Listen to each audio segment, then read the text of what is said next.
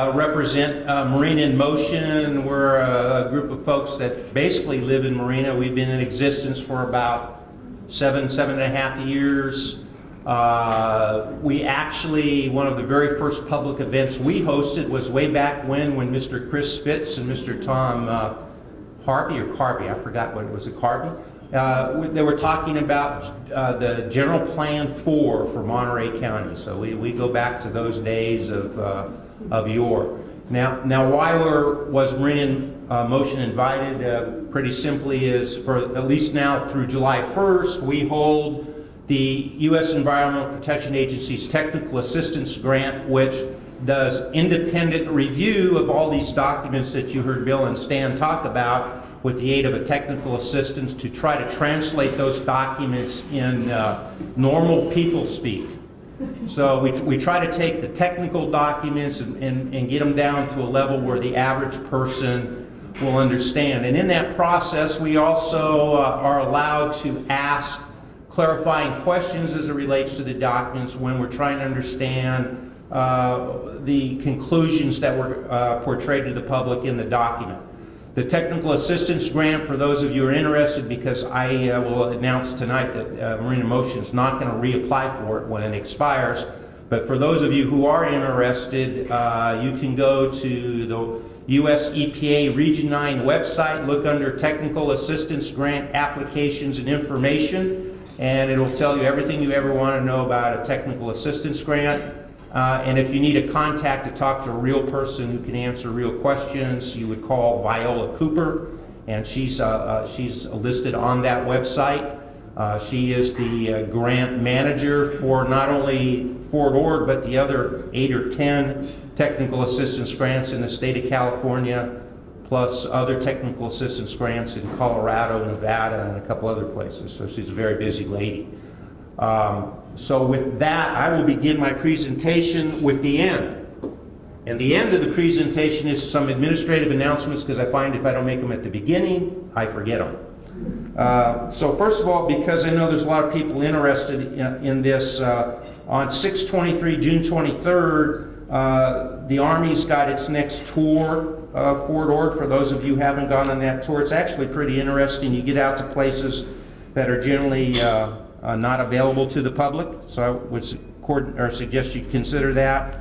And then, I don't know if this is on the back table, but I know there's a huge amount of interest and discussion about the base reuse plan.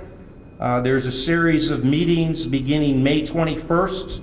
On May 21st, there's a meeting at the Salinas Community Center on 940 North Main. On May 22nd, the Carpenters Hall in the city of Marina, that's just off of Imgen across from the mall. On May 29th, there's another one at number 1 Portola Plaza, Monterey, at the Monterey Conference Center. On May 30th, just for your information, there's one at the Oldemeyer Center in Seaside, and then again on Saturday, June 2nd, starting at 9:30, again at the Carpenters Hall in Marina, and this says co-sponsored by the Sierra Ventana Club chapter. So Steve, thank you.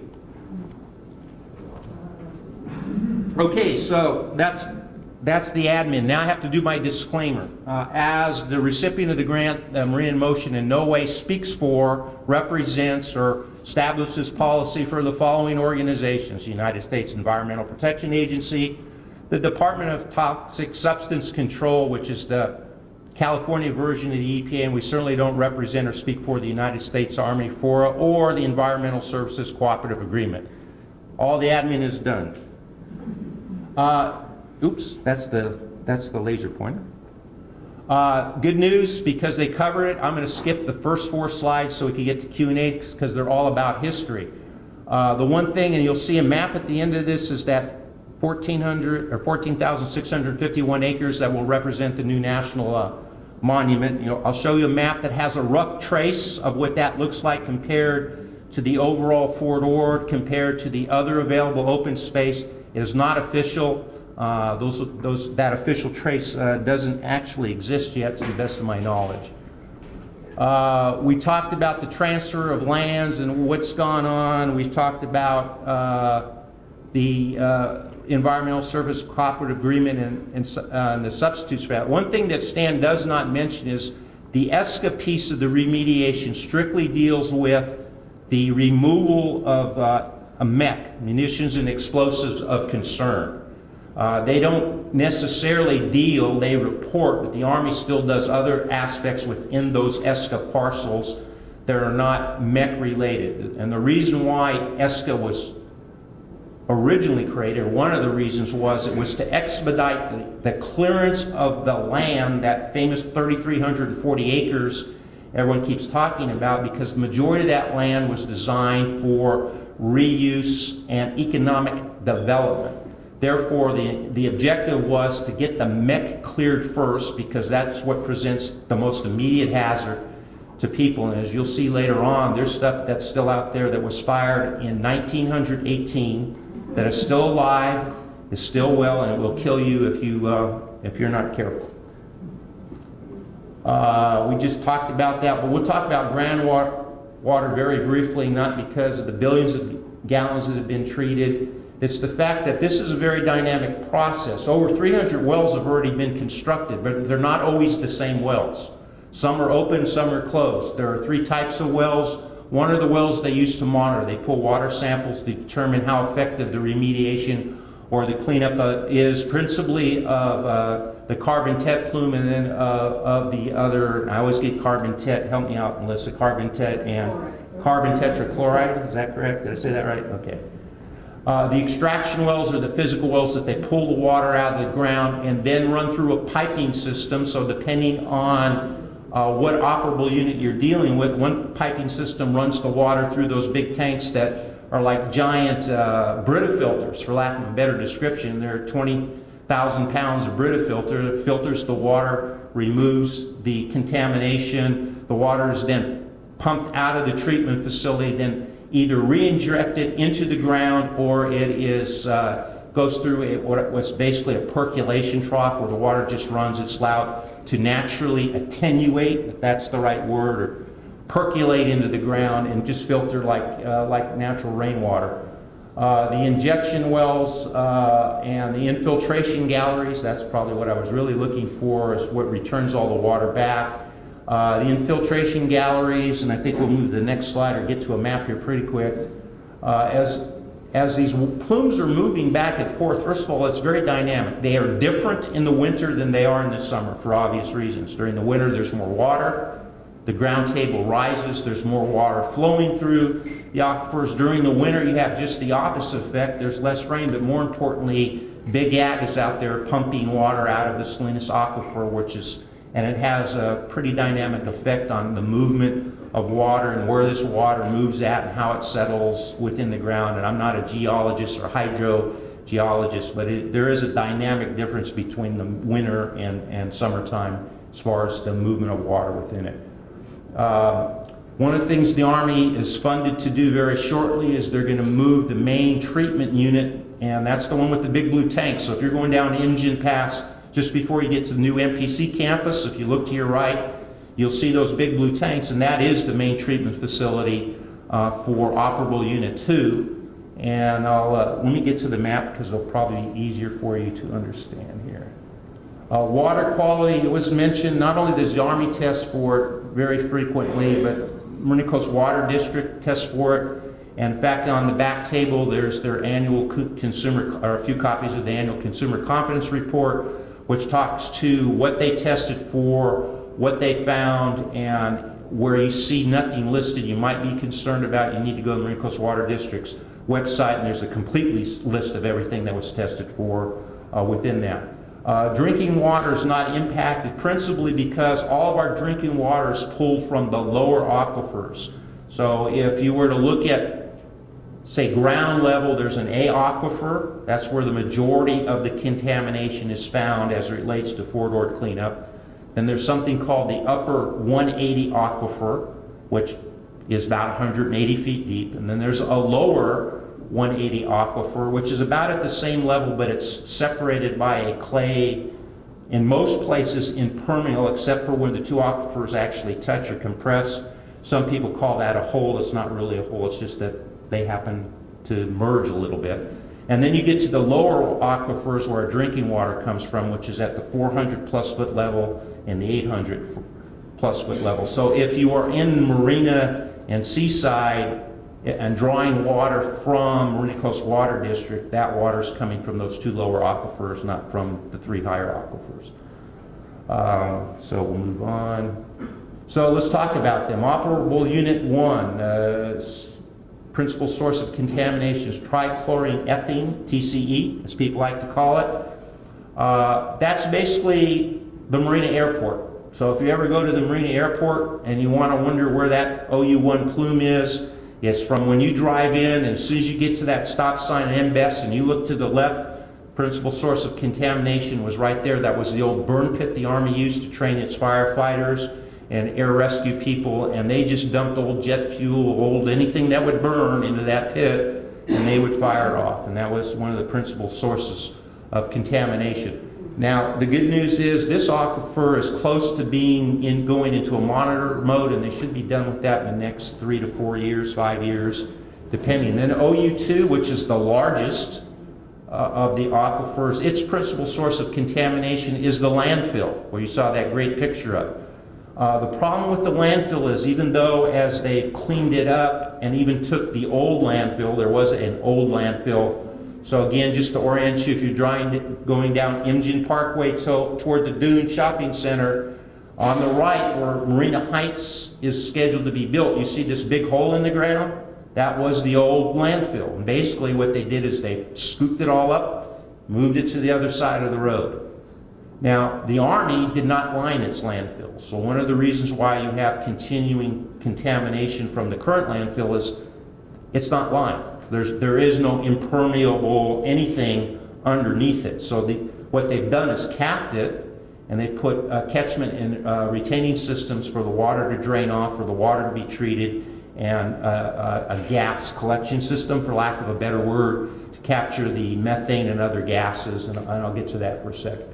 Then you have Site 212. Now, Site 212 is, everyone know where the brick building is, just across from the mall? It's a nice brick building at the end. Is that REI at the end? No. Is it REI? Best Buy. If you look just past Best Buy, you'll see a little brick building. You'll see another building. That's Site 212. Now, what's done here is that all of the contaminated treated water that's recovered and treated and re-injected from OU2, that's the biggest one that the landfill is the principal culprit for, is actually pumped in to Site 212. And what it's effectively doing is creating a more and more, I like to describe it as a freshwater dam. So the good water gets pumped in, it pushes the bad water back, makes it easier for the Army to collect and treat the water, and that's one of the reasons why they're going to move the main treatment plant in a couple, 3 years, whenever it's scheduled to be done, from its current site actually to the landfill, so they can capture more of this stuff at the source. And then we have the carbon tet plume. Now the carbon tet plume, for lack of a better description, is, everyone know where Preston Park is? Well, the source of contamination is in Preston Park. In fact, the Army actually knows where it specifically is, because ironically, when they were trying to figure out where all this carbon tet was coming from, they found an old soldier, such as myself, and said, oh yeah, we used to clean this stuff right here and just dump it on the ground, and he took them right to it. So they actually know where the ground zero is, for lack of a better description, of the carbon tet. The carbon tet is incredibly hard to clean, and probably of the two, if I was going to pick between carbon tet and the other one, I would not want to mess with carbon tet. Carbon tet's hard to get to. And that's where the different sources of treatment. So unlike the other contaminant, the trichloroethylene, is the carbon tet is what they're doing, that bioremediation everyone mentioned about, the sodium lactate. Actually, it's a smelly yogurt. It gets pumped into the ground, and what it's supposed to do, and does, is it creates bacteria that eats carbon tet. Now, one of the things that we discovered, and this is why this process, and you'll see how much longer it's going to take, is that no one knows what the active shelf life of the sodium lactate is. So even though it's been injected, they're going to have to test and retest to make sure that it's still generating that bacteria that likes to eat the carbon tet. So there is a monitoring plan for that, and you'll see shortly that that goes out for a few years. Let's see, I think I pretty much caught that. I guess the, where's my little button? Here we go. So OU1, Marina Airport, 3 to 5 years, and they'll be going into a monitoring stage. OU2, the biggest, the landfill's the culprit, 15 to still, I say 30 years before they're really done with it and goes into a pure monitoring mode. Site 212, that's where a lot of the fresh water is being pumped in, and so it's being cleaned up rapidly. That's in the same boat. Next 3 to 5, 7 years it'll be done. This guy here, operable unit carbon TEP, that's that bioremediation, and I don't know, there's a firm commitment when it will be done, but it's not going to, it's probably more in this range than it is in that range, because it's just so hard to get to. The map. So quickly, as I said, so if you watch and you can see, here's the OU1 area up by the airport. Then you'll see the impacted aquifers for the carbon TED area, and here's Preston and Abrams Park. Then you have OU2, which is actually the largest, even though it doesn't look like it this way. This traces the aquifers. Here's the landfill, and right there is Section E, which I'll talk about how that's being expanded for good reasons. Somewhere right there should be MPC, and that's where the main treatment plant is that will be moved over here in a few years. And down here is by the mall is that Site 212, where you'll see the brick building. You'll see a little building out there, and that's where that small treatment facility is. OU2 landfill. The reason why I bring this up is because one of the good news stories, and I guess bad news stories, is that because of the way the Army is monitoring for the contaminated soil, they have estimated that they will end up removing more soil than they originally projected into the landfill. So that's why the landfill is being expanded, not more acreage or area. It's actually going up vertically. But in this case, because they already have the impermeable cover on it, when they put this other contaminated soil, it actually will be lined for all effective purposes. And to the best of my knowledge, although we did ask the questions and I haven't seen the formal responses yet, the expansion of the landfill shouldn't affect the water collection system out there, so that contaminated water is being captured and moved, and it should not affect the collection of soil gases. One of the things, if you get a chance to go out there, is they do have a thing out there called a thermal treatment unit. And what they do is about maybe twice a week, 3 times a week, all of the methane and other gases that they collect are burned off. It's flared off, just like if you go by a oil refinery and you see the little flares. Same thing. And people have often asked is, why are we not collecting that and using it as a renewable energy source, et cetera, et cetera? The answer is basically there's not enough of it, and more importantly is it has other contaminants in it, so to purify the methane in order to make it usable becomes extremely expensive, and it's just not cost effective to do it. So it's burned off in this thing at some humongous temperature. I forgot what it was, but it's hotter than the nasty stuff can stand. Oops, almost the wrong button. Huh? If you want to get the Q&A. Well, you can stop me whenever you want. Okay, then I'm stopping you. Okay, there's E. That's easy, and that completes my presentation. Thank you.